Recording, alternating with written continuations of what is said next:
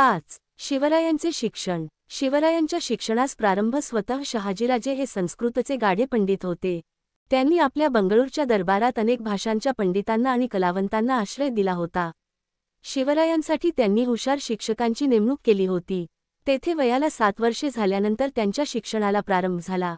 थोड्याच काळात शिवराय लिहिण्या वाचण्याच्या कलेत पारंगत झाले. रामायण, महाभारत, भागवत यांतील गोष्टी ते स्वतः वाचू लागले. शहाजीराजांनी शिवरायांना युद्धकला शिकवण्यासाठी काही शिक्षकांची नेमणूक केली होती. त्यांनी शिवरायांस घोड्यावर बसणे, कुस्ती खेळणे, दांडपट्टा फिरवणे, तलवार चालवणे इत्यादी विद्या शिकवण्यास प्रारंभ केला. अशा प्रकारे वयाच्या 12व्या वर्षापर्यंत शिवरायांना विविध विद्या व कला यांचा परिचय झाला. लवकरच आदिलशहाने शहाजीराजांना कर्नाटकातील नायकांची राज्ये जिंकण्याच्या मोहिमेवर पाठवले. या मोहिमेवर जाण्यापूर्वी शहाजीराजांनी जिजाऊ व शिवराय यांची पुणे जहागिरीकडे रवानगी केली. त्यावेळी त्यांच्याबरोबर शहाजीराजांनी हत्ती, घोडे, पायदळ, खजिना, ध्वज तसेच विश्वासू प्रधान, शूरसेनानी आणि विख्यात शिक्षक यांना धाडले. पुण्याचा कायापालट. जिजाऊ आणि शिवराय पुण्याला आले. शिवरायांना बालपणचे दिवस आठवले. बालपणी शिवनेरीच्या मातीत ते खेळले होते. सह्याद्रीची उंचवत शिखरे त्यांना पुन्हा दिसली. त्यांना खूप आनंद झाला. त्यावेळचे पुणे आजच्या इतके मोठे नव्हते. शहाजीराजांच्या शत्रूंनी हे टुमदार गाव उजाड करून टाकले होते. गावातील मालमत्तेची नासधूस झाली होती. घरे मोडली होती, देवळे पडली होती. शत्रूच्या भीतीने लोक गाव सोडून पळून गेले होते. शेते ओसाड झाली होती. जंगले वाढली होती. रानात लांडगे माजले होते. अशी पुण्याची दैन्यावस्था झाली होती. जिजाबाई शिवरायांसह पुण्यात राहू लागल्या हे आसपासच्या गावांतील लोकांना समजले. तेव्हा लोकांना मोठा धीर आला. जिजाबाईंनी त्यांना जवळ बोलावून दिलासा दिला. लोक पुण्याला येऊन राहू लागले. शेतावर जाऊ लागले. जिजाबाईंनी पडकी देवळे दुरुस्त करून घेतली. देवळांत सकाळ संध्याकाळ पूजा होऊ लागली. गाव लोकांनी गजबजू लागले. त्यामुळे पुण्याचे रूप पालटले. दादाजी कोंडदेवांची कामगिरी. जिजाऊ व शिवराय कर्नाटकात असताना इकडे पुणे जहागिरीची व्यवस्था दादाजी कोंडदेव पाहत होते. ते कोंढाण्याचे सुभेदारही होते. ते मोठे इमानी सेवक होते. कारभारात चोख होते, तसेच ते न्यायी होते. त्यांची शिस्त कडक होती. ते निष्ठावंत होते. या काळात शहाजीराजांच्या आदेशाने पुण्यात एक मोठा वाडा बांधण्यात आला.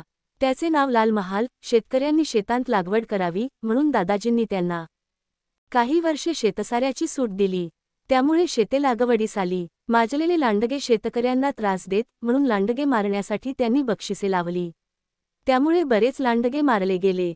चोरांचा सुळसुळाट झाला होता. दादाजींनी शेतकऱ्यांची पथके उभारली व त्यांचा पहारा बसवला. चोरांचा बंदोबस्त केला. जमिनीची प्रतवारी ठरवून तिच्यावर सारा आकारला.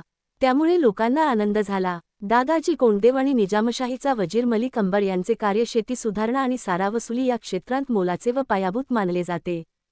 शिवरायांचे शिक्षण. शिवराय पुणे जहागिरीत आले तरी जिजाबाईंच्या देखरेखीखाली त्यांचे शिक्षण चालूच राहिले. बंगळूरहून येताना शहाजीराजांनी सोबत दिलेल्या नामवंत शिक्षकांनी शिवरायांना अनेक शास्त्रे, विद्या व भाषा शिकवल्या. उत्तम राज्यकारभार कसा करावा, शत्रूशी युद्ध कसे करावे, किल्ले कसे बाव हत्ती यांची परीक्षा कशी करा, 2992 दुर्गम प्रदेशातून निसटून कसे जावे इत्या 50 विड्या शिवरायांना अवगत झाल्या. शिवरायांची शिक्षणातील ही प्रगती पाहून जिजाऊंना मोठा आनंद झाला. वीरमाता जिजाबाईंची शिवरायांस शिकवण. जिजाबाई ही काही सामान्य स्त्री नव्हती. ती लखुजीराव जाधवांसारख्या बलाढ्य सरदाराची कन्या आणि शहाजीराजांसारख्या पराक्रमी पुरुषाची पत्नी होती. राजकारणाचे व युद्धनीतीचे बाळकडू जिजाबाईंना लहानपणापासूनच मिळाले होते. जाधव व भोसले या दोन्ही प्रसिद्ध घराण्यांची लढाऊ परंपरा त्यांच्या ठिकाणी एकत्र आली होती. जिजाबाई मोठ्या स्वाभिमानी व स्वातंत्र्यप्रिय होत्या.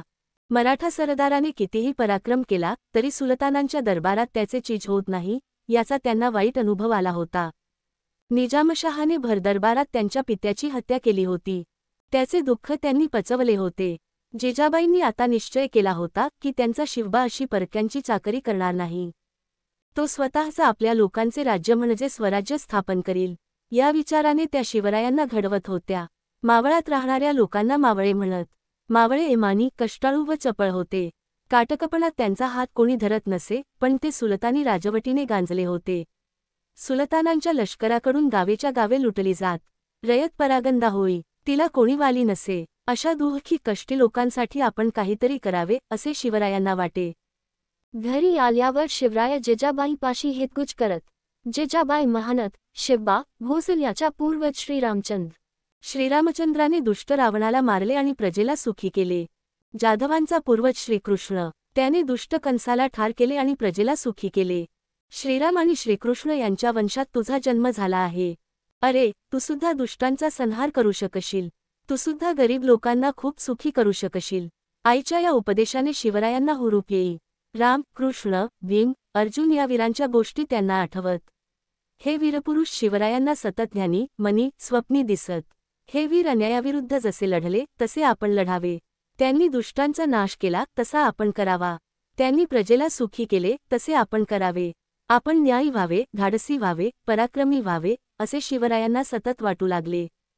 शिवरायांचा नवा अंमल पुणे जहागिरी ताता जिजाबाईंच्या मार्गदर्शनाखाली शिवरायांचा नवा अंमल सुरू झाला. या कामासाठी शहाजीराजांनी पूर्वतयारी करून दिली होती.